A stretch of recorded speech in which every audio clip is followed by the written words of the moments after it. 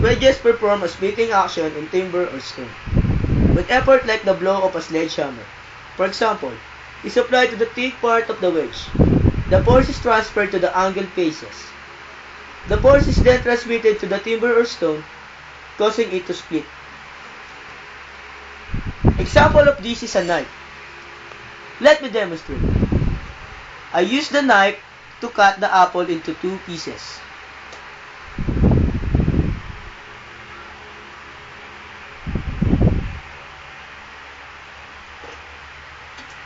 Here's another sample of the wedge, the can opener. Let me demonstrate.